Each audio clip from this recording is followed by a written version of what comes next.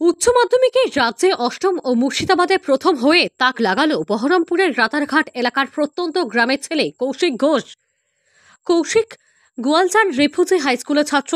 489 পেয়ে সে মুর্শিদাবাদ জেলায় প্রথম ও রাজ্যে অষ্টম স্থান অধিকার করেছে।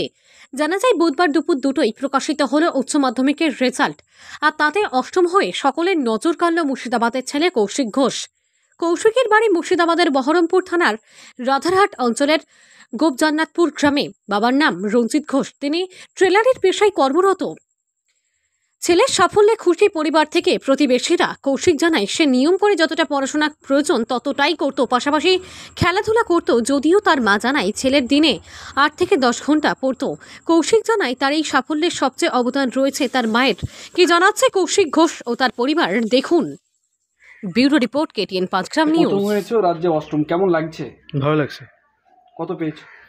489। কোন স্কুলে পড়াশোনা? আমি গোয়ালজান রেফিউজি হাই স্কুলে পড়াশোনা করেছি। কিভাবে পড়াশোনা করতে দিলে? বেসিক যেরকম প্রত্যেক দিনকার পড়া প্রত্যেক দিনই করতাম, যেটুকু সময় লাগতো সেটুকু দিতাম। আগে থেকে কি কোনো ছিল যে র্যাঙ্ক করব? ভেবেছিলাম 1 থেকে 10-এর মধ্যে থাকবো, কিন্তু একটু নাম্বারটা কমে গেছে। বাবা কি করেন? বাবা টেলর। পরিবারের সাপোর্ট কেমন রয়েছে? সবাই পুরোপুরি সাপোর্ট করেছে, বেশি করে মা আর সবাই সাপোর্ট করেছে, সবাই সাপোর্টিভ। সাফল্যের পেছনে মূলত কাদের অবদানটা বেশি?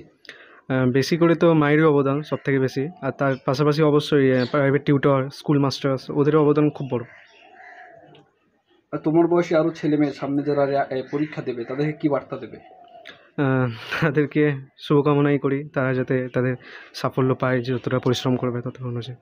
বর্তমান সময়ে তো মোবাইলে 6 লাভ, সেখানে দেখা যাচ্ছে পড়ার থেকে বেশি মোবাইল ঘাটছে, কি বলবে? না, এই বিষয়ে আমি কিছু বলতে চাই না। ফোন কেমন ইউজ করতে? ফোন বেসিক যেটুকু দরকার পড়ে